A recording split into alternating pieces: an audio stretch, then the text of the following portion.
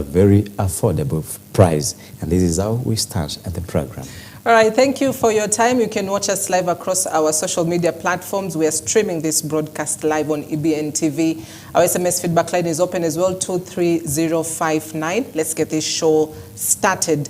Now, the Rural and Urban Private Hospitals Association of Kenya, RUFA, has announced the immediate suspension of the use of Social Health Authority credit in all its member facilities, citing financial unsustainability and lack of government response to its concerns. In a statement issued Monday, RUFA has said the decision follows the expiry of a 2-week notice given to the government to address pending issues, including the settlement of over 10 billion Kenyan shillings owed to private hospitals. The association accused the Ministry of Health of failing to engage meaningfully with stakeholders and called for a review of actions taken under the guise of fighting graft, which they claim have hurt service delivery.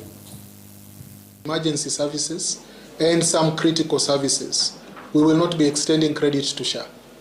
And the reason is, as we have said, we have already proven that SHA is a bad borrower and a bad debtor.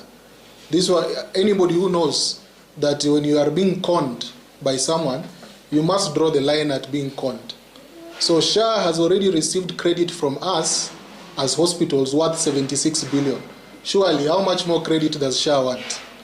And then the only thing we have reaped from SHA is the minister going out there to call hospitals cartels, fraudsters, thieves, while hospitals have been supporting him to deliver his mandate.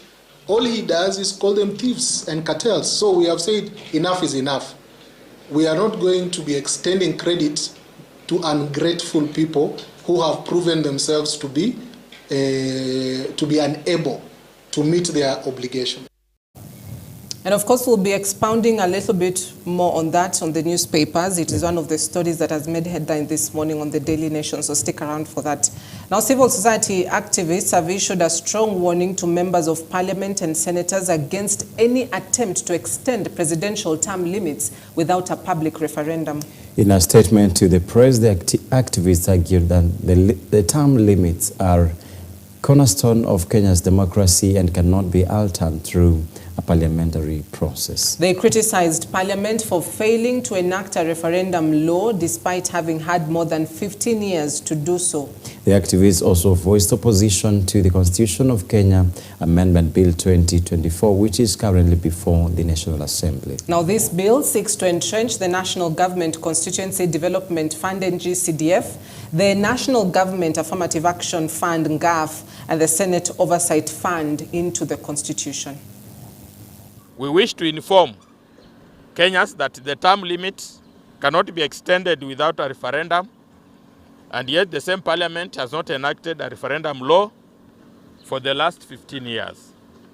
We urge all Kenyans to reject any attempt by parliament and the executive to enact backdoor constitutional amendment of the senators, governors, the 290 members of the National Assembly, 12 nominated members of the National Assembly, the 47 county women members of the National Assembly, and members of the 47 county assemblies. 2, we shall consistently and persistently lobby and advocate for the mass rejection of the Constitution of Kenya Amendment Bill 2024 June 2025 National Assembly bills. The bill seeks to entrench the National Government Constituencies Fund, NGCDF, the National Government Affirmative Action Fund, famously known as NGAF, and the Senate Oversight Fund. Why are we against that? One, any form or alteration of the Constitution, especially on the structure of government and extension of the term, requires a referendum. Unfortunately, we don't have a referendum law, and the same parliament has not passed it, and that alone cannot allow them to proceed. Secondly, Parliament, through a stage managed process, also want to entrench 3 funds: National Affirmative Action Fund, National Government Constituency Development Fund, and Senate Oversight Fund into the Constitution. Unfortunately, we cannot alter provisions of Chapter 12 of the Constitution on Public Finance without going through a referendum, which again we don't have a law. So we don't support that particular process. Kapseret Member of Parliament Oscar Sudi has criticized former Deputy President and the Democracy for Citizens Party leader Rigathi Gachagua for accusing President William Ruto of tribalism following changes at the helm of the Kenya Electricity Transmission Company, KETRACO. Gachagua had faulted the president for appointing engineer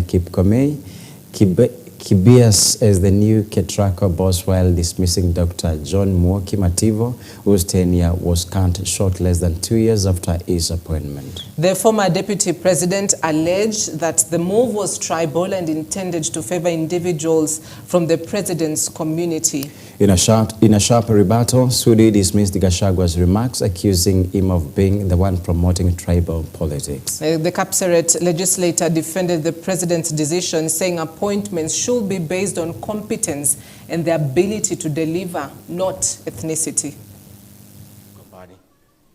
Umefuta kazi Mativo, CEO wa KETRACO.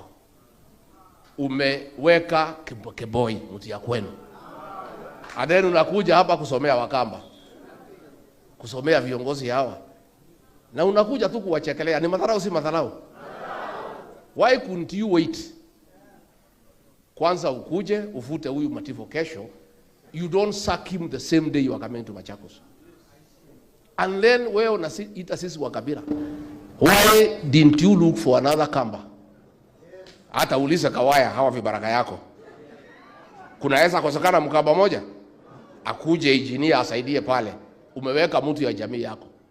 Unaona ule mwenda simu ule tulifukuza ule alikuwa naibu wa rais wetu. Ule mtu wa Mnyoro. Nimeona huko Ukambani anaongea matope. Anasema ati KETRACO imetolewa Mkamba, wameweka Mkalenjin. Mimi nataka nikuambie wewe Mnyoro, nyamaza. Kwa sababu tukisema leo tunatoa list katika nchi ya Kenya, kuna watu waisiongea. Tukisema leo tutoe list ya lugha zaidi ya 45, ni nani yako kasi mahali fulani, ni nani ni MD mahali fulani, ni nani waziri mahali fulani, ni nani PS mahali fulani, mpaka wale wadogo wewe ukaongea siku nyingine. So funga mdomo yako, usiharibie ndugu zako makazi wako nazo, usiharibie watu wako na unajua, kwa sababu ukienda hiyo barabara tutatoa list na tuuliza wa Kenya, kwa sababu kuna wa Kenya hawana nafasi. Juzi kwa hii serikali ya William Ruto amejua Mrendile ako pale, Mturkana ako pale, Mnani ako pale, wamepata makazi. Sasa usifanye hii siasa ya ukabila ya ujinga. Na nilikuambia wewe funga mdomo. Ukajifanya mjuaji, sasa huko nyumbani unapiga nduru.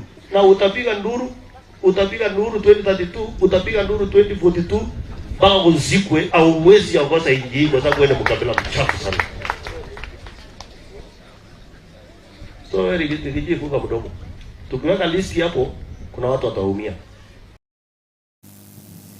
A former Bungoma Governor Wycliffe Wangamati has called on National Assembly Speaker Moses Wetangula to use his current position to drive development in Western Kenya, particularly Bungoma County, instead of focusing on a presidential bid for 2032. Speaking to journalists, Wangamati said Wetangula holds significant influence over budgetary allocations and should prioritize channeling resources to key development projects that would uplift the region.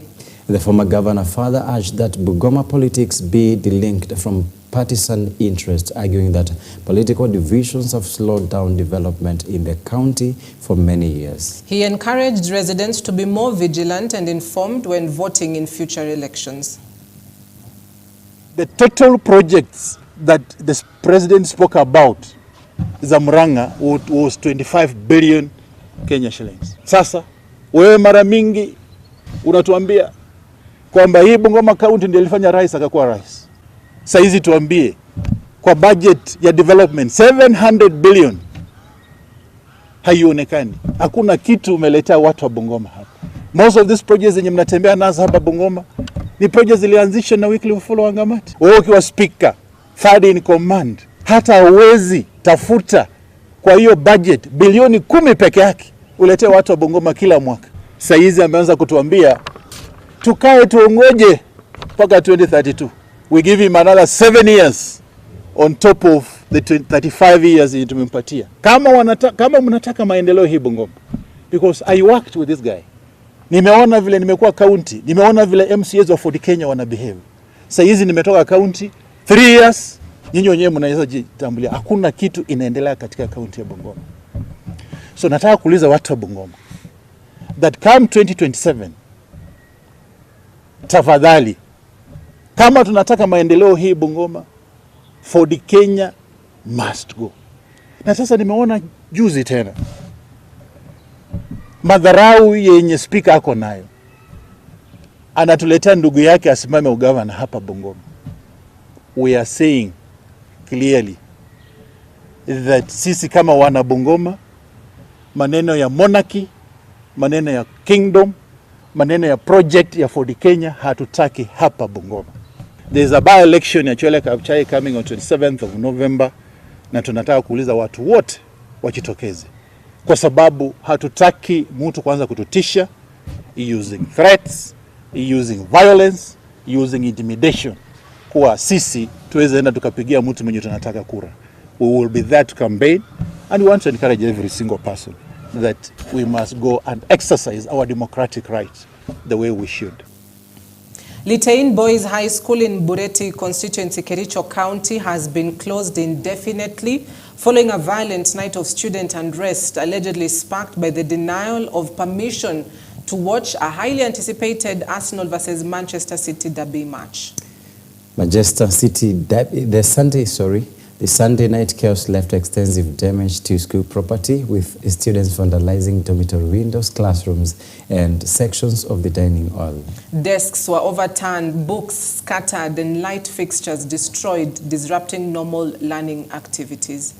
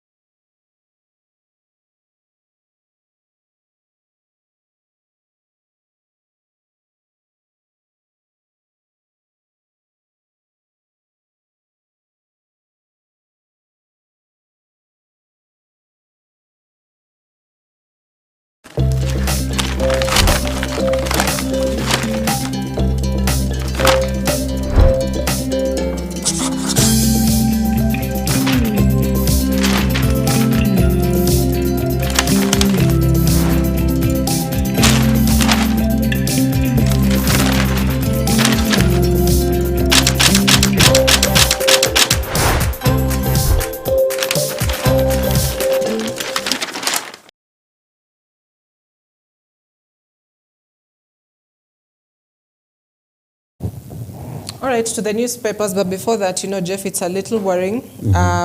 This is a case of a match where students failed to watch the match. They vandalized a school.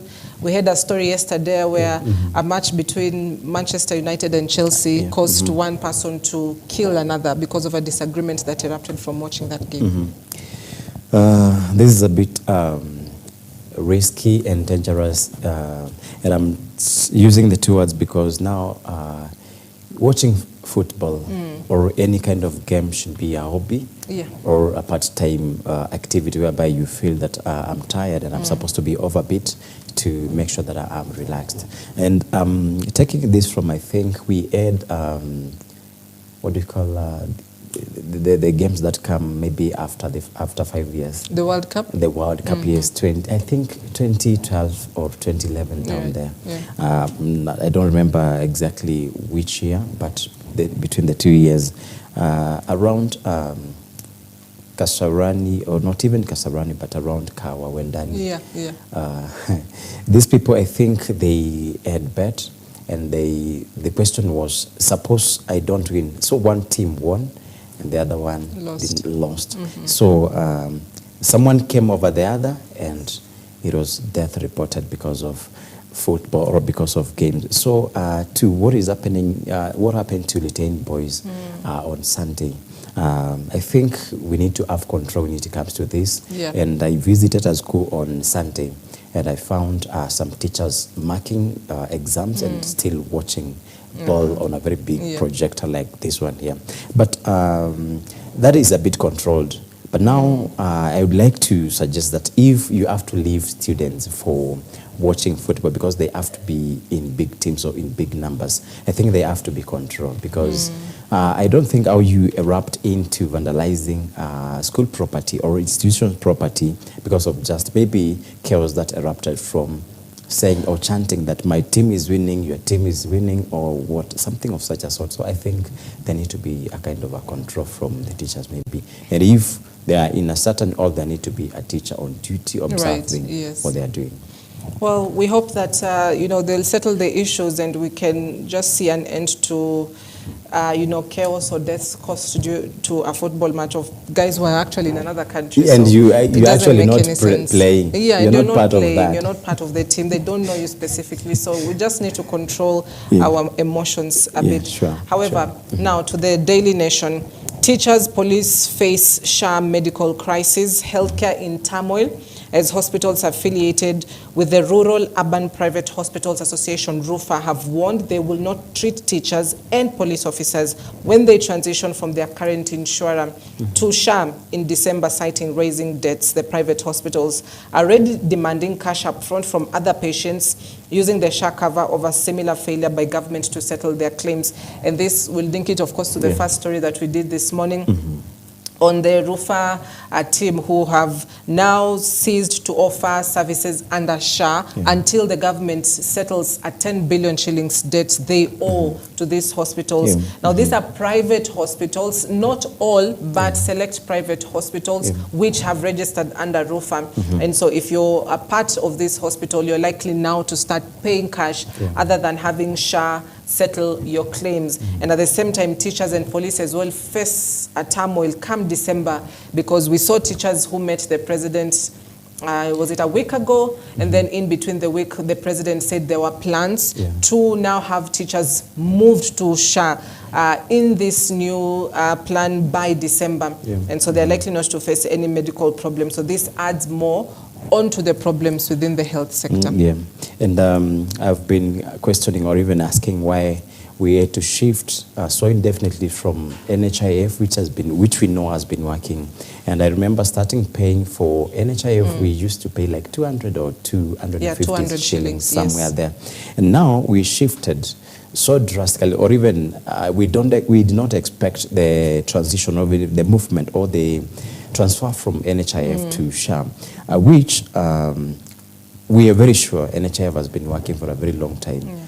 Even from when my eyes were opened, I heard of NHIF and NSS at the same time, but now we are talking of NHIF.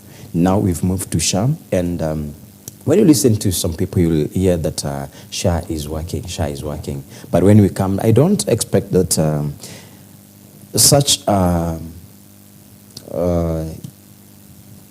we call it communication media, like the newspaper, the Daily Nation. I don't expect whether it will publish something that is trying to stray or even trying to mislead the citizens. So I'm wondering why we've moved to SHA and the SHA is not working. And if there have been any FT theft or even any heavy theft on NHIF, the same thing can also be transferred to the same SHA, because they are all systems. It's like you're trying to move me from one particular thing that looks like the other one where you're migrating or you're transferring me to, which makes no sense. So me for SHA, because like for teachers are being transferred to SHA from the same NHIF, and the same is not working. And we also saw the issue of affordable housing, where teachers are promised the same, players, Harambee Stars are also promised the same. So I'm wondering why a government or a state would promise such things, or even by creating someone from something that has been working for a very long time to something that is not really working at all. And maybe we've not gone to find the analysis of how SHA is, and maybe some people, and I think we had to go for public participation or even to see full education, where people should be educated on what SHA brings in that is so different from NHIF. So that as a people, as we migrate from the same, we are very sure and settled that if we go to this, we are settled and atutangaika tena. So I'm wondering, why should we come to this? And this is a body that has covered teachers. It is the government owes 10 million.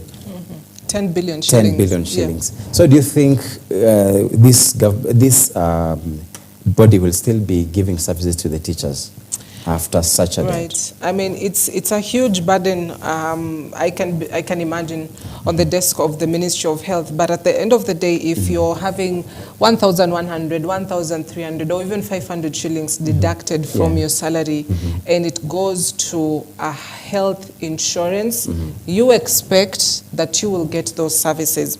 Now, the 10 billion shillings owed to RUFA is just under SHAM.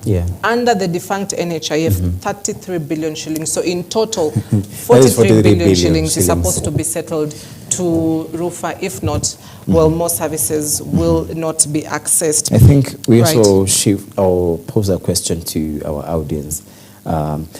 If you've gone to any medical facility, have you seen, or are you still covered by NHI, or are you transferred from NHIF to SHA?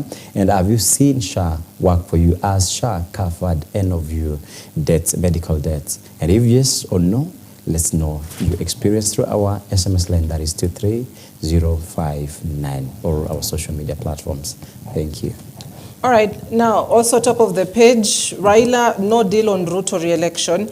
As ODM marks the 20th anniversary, the party has been the face of opposition and finds itself at crossroads owing to a partnership, obviously the broad-based government, with the appointment of 5 members to Ruto's cabinet. The deal has torn the party into 2 factions, for and against Ruto's re-election, prompting the ODM leader Raila Odinga to declare that his outfit has not resolved to back the incumbent and asking members to cease premature campaigns.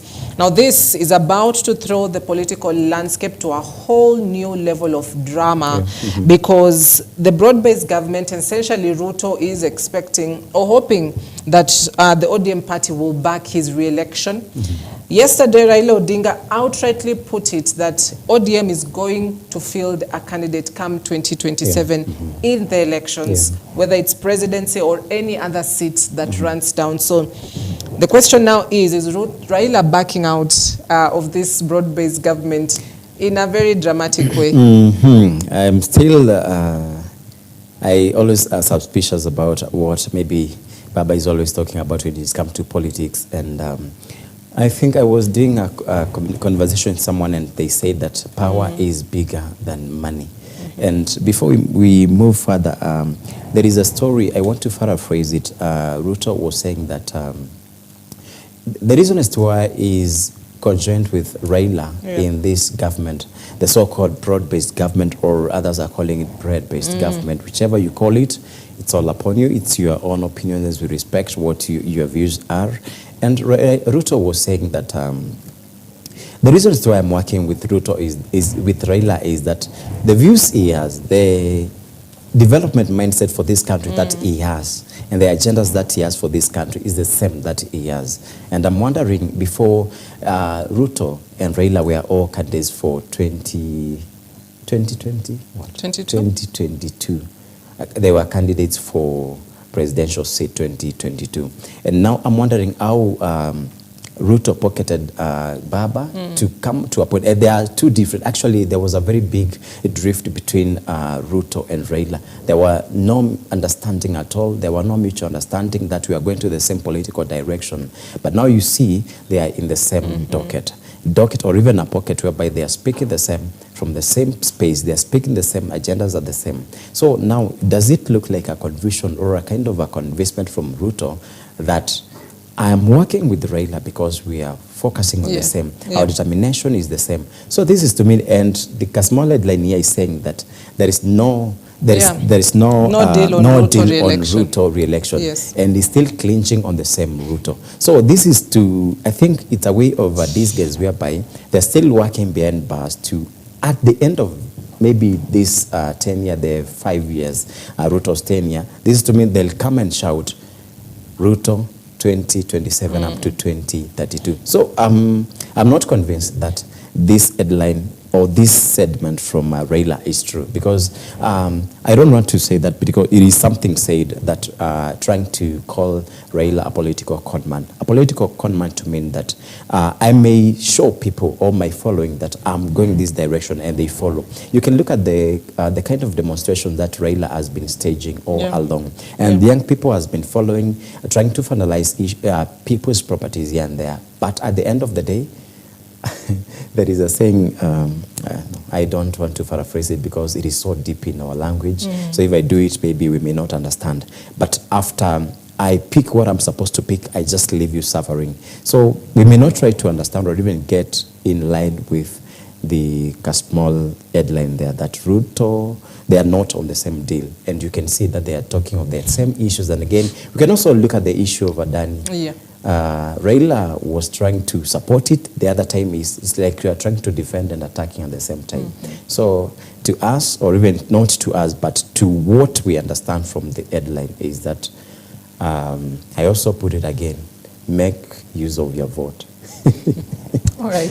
Yes, so we're shifting to the Kenya's bold newspaper, and this is the Standard. We've been following on the issue of the story of one Agnes Wajiru, who was raped and murdered like 11 or 13 years ago. 13. This is from 2012. And I think last week we had the same story, whereby the Standard tried to reveal who was the person or who took into action the issues that went into raping or even taking the life of one Agnes Wajiru. And the Standard is revealing the face, and we can read a small caption here. And this is the cry for justice. Today, we reveal the face of the British soldier whose extradition from the United Kingdom has been ordered by Kenya's High Court. He is accused of robbing a 5-month-old baby of a mother, a family of their daughter, and an Anyuki community of a young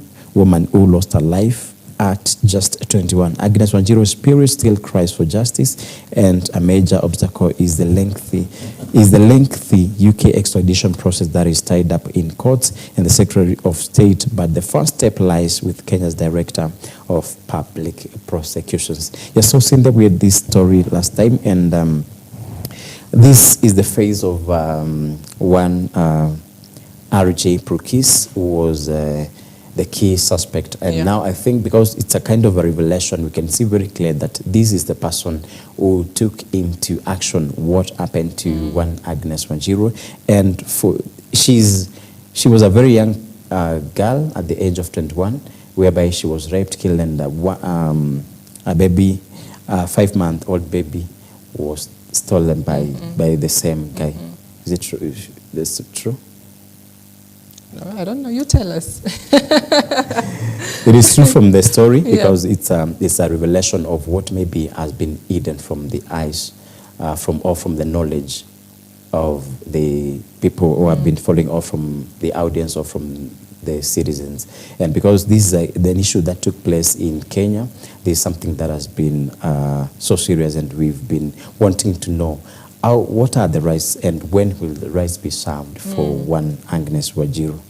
Yeah, unless you have a take on the same, because I think the story we aired last week. So I think we is from where we're standing. I think the family is getting some kind of hope for justice to be served with the same.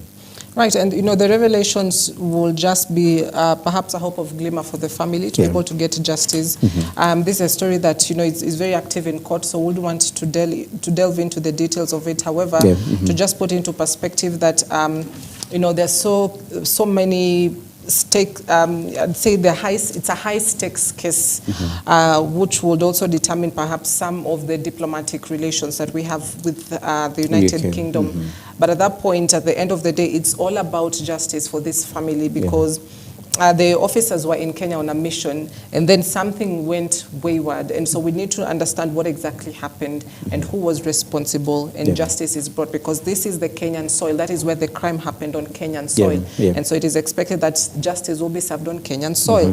If a crime is committed in the UK by a Kenyan citizen, you know, the UK government will ensure that justice is served in UK, and so the same as well should apply for Kenya. I think that is what we call international law taking into action. And we still, I think this Daily Nation and the Standard are still talking of the same stories, and we're shifting to SHA.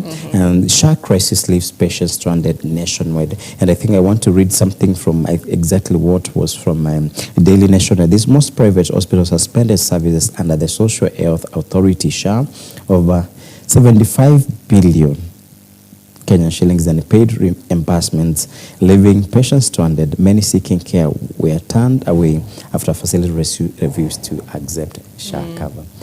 So we still keep on adding what we left, or what we saw from the Daily Nation. We saw 43 billion. This is 75 billion. And we are not at the end of counting. So we are just at the start. So I don't think whether this SHA is working, because you can see you just go to a facility and you just stand back. You're told SHA is not working, so you have maybe to bring cash, and maybe you do not have cash. Because yesterday, since that we had, there is something that we were looking into, whereby Kenyans are turning into lending apps for upkeep, or even for food, for only for survival. So I want to imagine that you've been saving, or you've been servicing your SHA account or NHIF account, and you're just left with nothing, because you just bank that amount of money that you could have used as cash to maybe an insurance body like the SHA, life insurance, something of such a sort.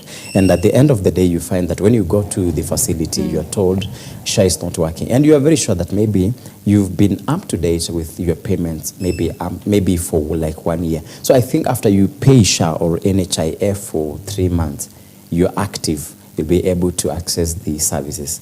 But now you go there, you've been paying in due time, but when you go there, you just turn back.